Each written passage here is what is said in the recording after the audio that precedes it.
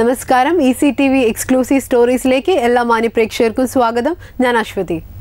Kalamassery museum വാർഡിലെ വനിതാ വികസന കേന്ദ്രത്തിന്റെയും അംഗനവാടിയുടെയും ഉദ്ഘാടനം നഗരസഭാ ചെയർപേഴ്സൺ റുക്കിയ ജമാൽ നിർവഹിച്ചു. പ്രതികൂല സാഹചര്യങ്ങളിലും അംഗനവാടിക്ക് സ്വന്തം കെട്ടിടം സാധ്യമാക്കിയ നഗരസഭാ അംഗം സുൽഫത്ത് ഇസ്മയിലിനും വാർഡിലെ മുൻ നഗരസഭാ അംഗം ജലീൽ പാമങ്ങാടനും അഭിനന്ദന പ്രവാഹം. വനിതാ വികസന കേന്ദ്രത്തിന് സ്ഥലം ദാനമായി നൽകിയ സ്വകാര്യ വ്യക്തിയെ ചടങ്ങിൽ ആദരിച്ചു. കളമശ്ശേരി നഗരസഭയിലെ മ്യൂസിയം വാർഡിലെ വനിതാ വികസന കേന്ദ്രത്തിന്റെയും അംഗനവാടിയുടെയും ഉദ്ഘാടന ചടങ്ങ് 36ാം വാർഡ് നിവാസികൾ ഒരു യഥാർത്ഥ ആഘോഷമാക്കി തന്നെ മാറ്റി. കളമശ്ശേരി നഗരസഭാ ചെയർപേഴ്സൺ റുക്കിയ ജമാലാണ് വനിതാ വികസന കേന്ദ്രത്തിന്റെയും 19ാം നമ്പർ അംഗനവാടിയുടെയും ഉദ്ഘാടനം നിർവഹിച്ചത്.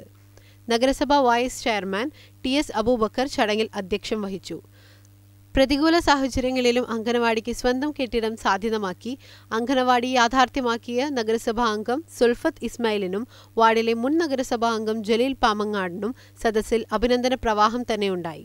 ഇന്ന് 36ാം വാർഡ് മ്യൂസിയം കളമശ്ശേരി മുനിസിപ്പാലിറ്റിയുടെ കീഴിലുള്ള അംഗൻവാടിയുടെ വനിതാ വികസന കേന്ദ്രം ശ്രീ പടുതോളി മോഹനൻ എന്ന വ്യക്തി കഴിഞ്ഞ കൗൺസിൽ കാലത്ത് അന്നത്തെ മുൻ ചെയർമാനായിരുന്ന ആദരണീയനായ ശ്രീ ജമാൽ മണക്കാടൻ്റെ നേതൃത്വത്തിൽ അന്നത്തെ കൗൺസിലർ ഇവിടെ ശ്രീ ജലീൽ പാമങ്ങാടനായിരുന്നു. ആ സമയത്ത് നമുക്ക് സൗജന്യമായി വിട്ടുകിട്ടിയ അദ്ദേഹത്തിൻ്റെ കുടുംബസ്വത്തിൽ നിന്ന് വിട്ടുകിട്ടിയ ഭൂമിയിലാണ് നമ്മൾ ഇന്ന് PDA വനിതാ വികസന കേന്ദ്രം പ്രവർത്തിക്കാൻ ആരംഭിക്കുന്നത്.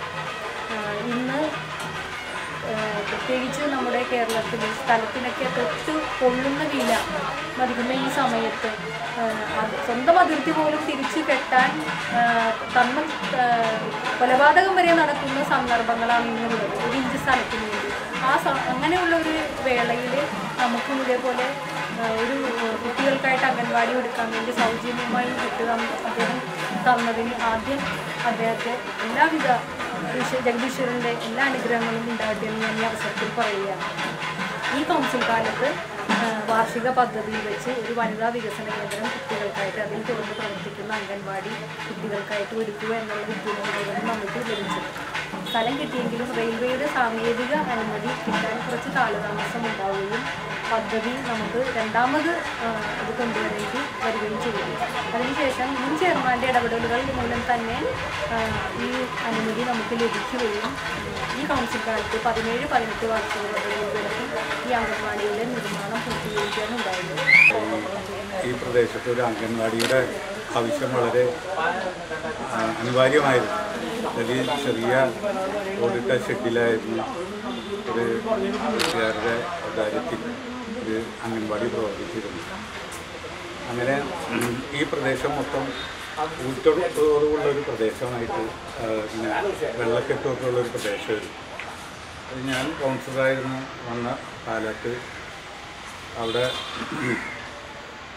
അവിടെ നമ്മുടെ ബഹുമാന്യനായ MLA അന്ന് PWD മന്ത്രിയാകുകയും അദ്ദേഹം നമുക്ക് അനുവദിച്ച ഫണ്ട് കൊണ്ട് ഈ പ്രദേശത്ത് മുഴുവൻ ഡ്രെയിനേജ് സംവിധാനം ഉണ്ടാക്കുകയും ഇടപ്പള്ളി തോലം കുത്തിയ തോട്ടിലേക്ക് ആ വെള്ളം ഒഴുക്കി വിടാൻ സാധിച്ചതും ഈ പ്രദേശത്ത് വളരെ ഏറെ മാറ്റമുണ്ടായി. അംഗനവാടിക്ക് സ്ഥലം സൗജന്യമായി വിട്ടു നൽകിയ മോഹനം പടുതോളിലിനെ പൊന്നാടയണിയിച്ച് ചടങ്ങിൽ ആദരിച്ചു. സ്റ്റാൻഡിംഗ് കമ്മിറ്റി അംഗങ്ങളായ AK ബഷീർ, മാർട്ടിൻ തായങ്കേരി, സബീന ജബ്ബാർ എന്നിവർ പ്രസംഗിച്ചു. സഭാ secretary in charge A Sreekumaran report അവതരിപ്പിച്ചു.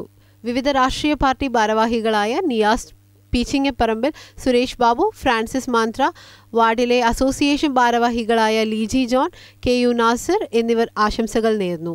മുനിസിപ്പൽ എഞ്ചിനീയർ സുജാകുമാരി കൃതജ്ഞത രേഖപ്പെടുത്തി. സമീപവാസികളായ നൂറുകണക്കിന് ആളുകൾ പ്രവർത്തനോദ്ഘാടന ചടങ്ങിൽ സംബന്ധിക്കാനെത്തിയിരുന്നു.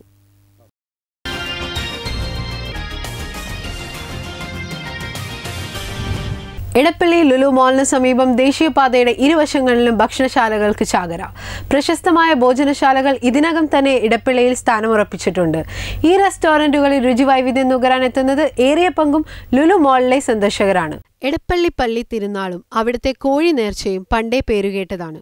എടപ്പള്ളിയിലെ വിശുദ്ധ ഗീവർഗീസിന്റെ നാമധേയത്തിലുള്ള ദേവാലയത്തിൽ തിരുനാളിനെത്തുന്ന തീർത്ഥാടകർ നേർച്ചയർപ്പിക്കുന്ന കോഴികളെ വഴിയോരങ്ങളിലും സമീപത്തെ വീടുകളിലും പാചകം ചെയ്ത് രുചിയോടെ അതിന്റെ ചൂട് പോകാതെ ഭക്ഷിക്കുന്ന പാരമ്പര്യം ഇന്നും നിലവിലുണ്ട്. പഴയ പൈതൃകം അന്വർത്ഥമാക്കും വിധം ഇടപ്പള്ളി ലുലു മാളിനു സമീപം തുറന്നിരിക്കുന്ന അനവധി കേൾവി കേട്ട റെസ്റ്റോറൻറ്റുകൾക്ക് ഒരു വ്യത്യാസം മാത്രം. ഭക്ഷണം കഴിച്ചാൽ അതിന് പണം നൽകണം. ദേപുട്ട്, അമ്പിസ്വാമി, ചീനവല, ഹാജി അലി, ഇഫ്താർ, ആലിബാബ 41 ഡിഷസ് എന്നീ റെസ്റ്റോറൻറ്റുകൾ അവയിൽ പ്രമുഖം. ഞങ്ങൾ ഈ എടപ്പള്ളിയിൽ പുതിയതായിട്ടൊരു ഹോട്ടലാണ് ഹല കഫേ. മെയിനായിട്ട് ഇവിടെ ഞങ്ങൾ ചെയ്യുന്നത് ബിരിയാണി, തലശ്ശേരി ദം ബിരിയാണി, പിന്നെ കബ്സ, ബീഫ് ബിരിയാണി, ഇങ്ങനത്തെ ഐറ്റംസൊക്കെയാണ് സ്പെഷ്യലൈസ് ചെയ്യുന്നത്. അത് ഞങ്ങൾക്ക് മോശമില്ലാത്ത കസ്റ്റമേഴ്സ് ഉണ്ട്. കൂടുതലും ഈ ടൂറിസ്റ്റുകളാണ്. പിന്നെ വൈകിട്ട് സ്പെഷ്യലൈസ് ചെയ്യുന്നത് അൽഫാം, ഷവർമ, ഇതൊക്കെ ഞങ്ങളതായിട്ടുള്ളൊരു പ്രത്യേക ഒരു രുചിക്കൂട്ടാണ് പ്രത്യേകിച്ച്. അപ്പോൾ അതിനും നല്ലൊരു കസ്റ്റമർ ഞങ്ങൾക്കുണ്ട് അത്യാവശ്യം. പിന്നെ ഇതുവരെ നല്ലൊരു റെസ്പോൺസാണ് കിട്ടിക്കൊണ്ടിരുന്നത്. സ്ഥിരമായിട്ട് ലുലുവിലുള്ള സ്റ്റാഫുകളൊക്കെ ഉണ്ടാവും. പിന്നെ അതിന് പുറമെ കൂടുതലും യാത്രക്കാരാണ്. ഈ ആന്ധ്രയിൽ നിന്നും തമിഴ്നാട്ടിൽ നിന്നൊക്കെ ഉള്ളവർ ഒരു പുതിയൊരു ടേസ്റ്റ് എന്നുള്ളതിൽ ഞങ്ങളെ കഴിച്ച് അവർ രണ്ടാമതും പറയും, മറ്റുള്ള ടൂറിസ്റ്റോട് പറയും അവിടെ പോയിട്ട് കഴിച്ചോളൂ എന്നൊക്കെ പറഞ്ഞിട്ട് അങ്ങനെയൊക്കെ കുറേ പേരുടെ ഞങ്ങൾക്ക് കസ്റ്റമറായിട്ട് വരാറുണ്ട്. ഇവിടുത്തെ ഭക്ഷണം ആസ്വദിക്കാൻ എത്തുന്നവരിൽ ബഹുഭൂരിപക്ഷവും ലുലു മാളിലെ സന്ദർശകരാണ്. തനതു രുചികളും വൈവിധ്യമാർന്ന വിഭവങ്ങളുമായി ഈ ഭക്ഷണശാലകൾ ജനശ്രദ്ധയെ ആകർഷിക്കുവാൻ മത്സരിക്കുകയാണ്. തലശ്ശേരി ദം ബിരിയാണിയും കുഴിമന്തിയും ഷവർമയും എന്തിന് നാടൻ വിഭവമായ കപ്പയും മീനും വരെ നറുമണം തൂകി വഴിപോക്കരെ മാടി വിളിക്കുന്നു. ഇടപ്പള്ളി ലുലു മാളിലെ സമീപത്തെ ആ കൗതുക കാഴ്ചകളിലേക്ക്.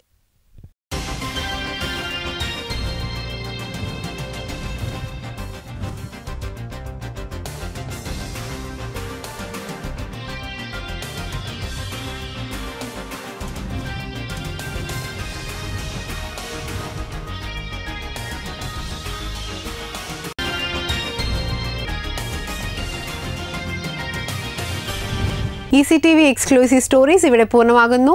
വീണ്ടും കാണുന്നത് വരെ നന്ദി, നമസ്കാരം.